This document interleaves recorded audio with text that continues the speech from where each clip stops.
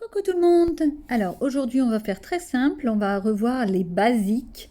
Je parle de la couleur. Bon, je ne vais pas partir dans des trucs mirobolants, vous attendez pas à quelque chose de très professionnel, c'est juste comprendre les mélanges de base et le pourquoi du comment. Certaines couleurs vont bien ensemble et d'autres ne vont pas du tout ensemble, ça fait pas beau. Je vous explique tout ça en images. Alors tout d'abord, la couleur, on en a partout. Des foncées, des claires, des pâles, des brillantes, des ternes. Il y en a partout. À quoi ça sert? Ça sert surtout à différencier les objets. Exemple, vous avez une balle bleue et une balle rouge. Vous les différenciez comment? Simplement à la couleur. D'où la raison pour laquelle les personnes daltoniens, ceux qui ne voient pas les couleurs, pour eux, c'est compliqué. Je me propose ici de vous présenter les couleurs, les basiques, c'est-à-dire comment on fait les mélanges surtout et quelles sont les couleurs qui vont avec quoi. Tout ça autour de la roue chromatique dont je vais vous présenter tout de suite.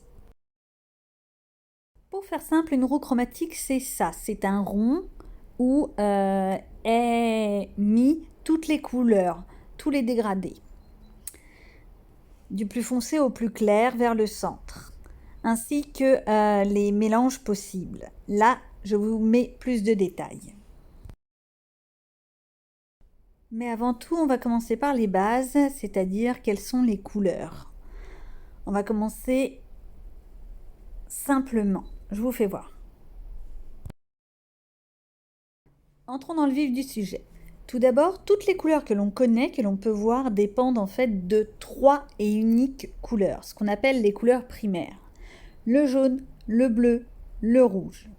Ou magenta, ça dépend qui c'est qui parle. Les peintres parleront de magenta, moi je parle de rouge. Donc voilà, à partir de ces 3 couleurs, on obtient absolument toutes les teintes existantes.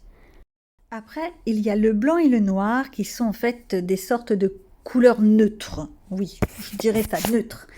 Par contre, si on mélange une couleur primaire, une couleur sans aucun mélange avec du blanc, on appellera ça une couleur désaturée. Et par contre, si on mélange la couleur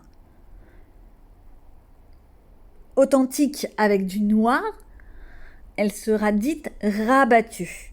Et ouais, je vous mets même du vocabulaire. Vous imaginez? La couleur pure, elle, on dit qu'elle est saturée.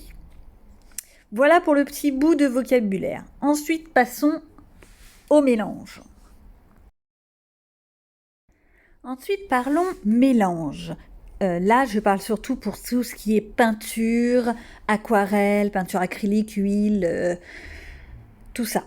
Le crayon de couleur, c'est vrai que les mélanges, c'est beaucoup moins visuel. On arrive à faire des mélanges, mais c'est plus compliqué. Donc, c'est quoi des couleurs secondaires? Les couleurs secondaires, c'est le mélange de 2 couleurs primaires. Exemple, le bleu et le rouge va faire du violet. Je sais, c'est un peu bête, c'est des bases qu'on connaît théoriquement dès la maternelle, mais je connais personnellement des adultes qui ne savent pas les mélanges. Donc, le rouge et le bleu font du violet, le vert est fait avec du jaune et du bleu, et le orange avec du jaune et du rouge. Donc, les couleurs secondaires seront le vert, orange et violet, provenant des 3 couleurs primaires dont on a parlé au début, le jaune, le rouge, le bleu. Pour rappel, le mélange des 3, ça fait du marron. Ensuite, il y a ce qu'on appelle les couleurs tertiaires, telles que le turquoise, les jaunes orangés, etc., dont je vous donne la liste exhaustive sur cette petite image, récapitulant les basiques. En fait, une couleur tertiaire, ça va être le mélange d'une couleur secondaire, donc le orange, le violet et le vert, avec une teinte d'une couleur primaire, du bleu, du rouge, du jaune. D'où on trouvera de l'indigo, qui sera donc du violet avec un peu de bleu, du violet pourpre, qui sera donc du violet avec du rouge, qui va donner une sorte de rouge violacé. Et ainsi de suite. Le turquoise qui est du vert avec du bleu, et ainsi de suite.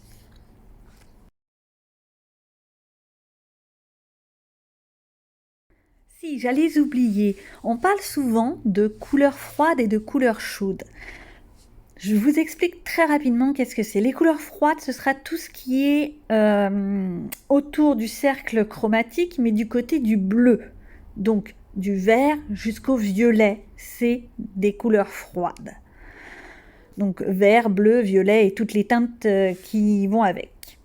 Et de l'autre côté, on a les couleurs chaudes qui démarreront du jaune jusqu'au rouge prune, qui seront donc tous les mélanges possibles du jaune et du rouge qui donnent les couleurs chaudes. Voilà, ça c'est les basiques. Bon, maintenant qu'on a vu le vocabulaire, les couleurs primaires, les secondaires et les tertiaires, ainsi que les couleurs chaudes et les couleurs froides, on a vu déjà les grosses bases. J'espère que j'ai été assez claire pour ceux que ça a pu intéresser. Maintenant, voyons sur le cercle chromatique comment il est intéressant de mélanger et de choisir ses couleurs. Là, il s'agit vraiment de ce qu'on m'a expliqué dans des cours de dessin. Je vous explique, ou du moins j'essaye. Alors, quand on commence un dessin ou un coloriage, on commence souvent par se dire « Tiens, je vais prendre telle couleur. Qu'est-ce que je vais pouvoir mettre avec ?» On a plusieurs choix.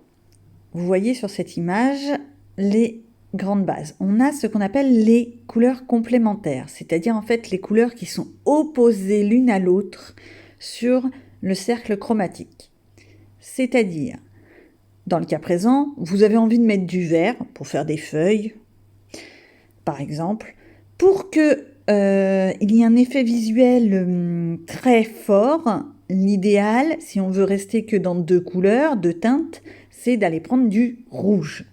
Après, il y a d'autres possibilités où on peut prendre du rouge rose, du rouge violet, du rouge orange, ce qu'on appelle les couleurs dégradées qui sont autour. J'y viens après. Donc, pour le moment, on est juste dans le choix des couleurs. Donc, si on veut que deux teintes dans un coloriage ou dans un dessin, l'idéal, c'est de prendre des couleurs complémentaires, des couleurs opposées. Vous voulez du orange, vous allez prendre la couleur totalement opposée, sachant que le orange est fait avec du rouge et du jaune. La couleur opposée, ce sera du bleu. Et ça vous donnera un effet visuel très parlant, un peu comme... vous savez, ces petits examens pour les daltoniens où il y a des petits points dans un grand cercle. Souvent, les couleurs sont opposées. Ce sera un cercle vert avec des petits points rouges. Voilà. Ça, c'est les complémentaires. Après, on a la possibilité de prendre ce qu'on appelle des couleurs en triade. En fait, c'est un simple triangle de couleurs. Donc, vous avez envie de mettre du violet. Vous allez prendre quoi? Les couleurs qui sont en triangle, un triangle équilatéral, donc avec le même type d'angle, simple, d'accord? Donc du violet ira bien avec du orange et du vert. Visuellement, ce sera parlant. Si vous choisissez du rouge, l'idéal, ce sera donc du rouge, du vert, du rouge, du jaune et du bleu.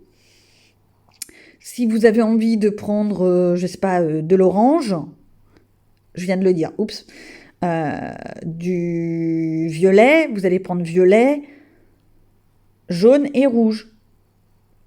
Je crois que je suis en train de me mélanger. Hop, non, violet, orange et vert. Voilà. C'est vraiment très visuel. Il faut juste déplacer le triangle sur le cercle chromatique. Après, il y a ce qu'on appelle la possibilité de prendre des complémentaires scindés. C'est le petit triangle blanc sur l'image. Donc en fait, ça va vous faire un triangle isocèle plus petit. Et c'est exactement la même chose. Vous prenez du orange, l'idéal ce sera le bleu et le violet. Donc je récapitule plusieurs possibilités, ou bien prendre des couleurs complémentaires, le cercle en haut à droite, c'est-à-dire les couleurs opposées. Ça vous donnera un effet visuel flashant, c'est-à-dire du rouge avec du vert. Forcément, les deux vont être très flashantes dans l'image. Ça ne va pas s'étouffer. Ensuite, vous avez la possibilité, si vous voulez 3 couleurs, de faire des triangles de couleurs. Donc des triangles grands, équilatéraux, la première image en haut à gauche, ou un triangle avec des couleurs complémentaires, l'image en bas à droite. Maintenant, il existe aussi les couleurs adjacentes qui peuvent se marier bien ensemble. Donc on continue toujours sur la roue, sur le cercle chromatique, et en fait c'est tout bête, c'est les couleurs qui sont l'une à côté de l'autre, adjacentes sur le cercle chromatique. Vous voulez du vert, l'idéal visuellement ce sera donc du vert clair, du bleu. Vous avez envie de mettre du violet, l'idéal, ce sera donc du bleu foncé indigo, du rose, du rouge, des couleurs qui sont très proches les unes des autres sur le cercle chromatique. Après, vous voulez mettre beaucoup plus de couleurs. Et bien, vous pouvez prendre le fameux rectangle en bas à gauche et le déplacer sur le cercle chromatique. Donc c'est exactement pareil, c'est juste on prend les couleurs qui se marient ensemble. Et vous le déplacez sur le cercle.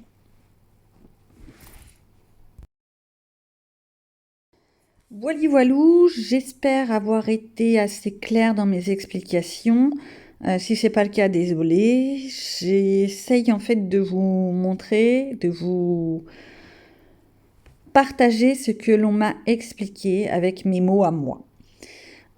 Si c'est pas très clair, désolé pour mes embrouillages. C'est pas très français ça aussi. Allez, je vous dis à bientôt pour d'autres basiques.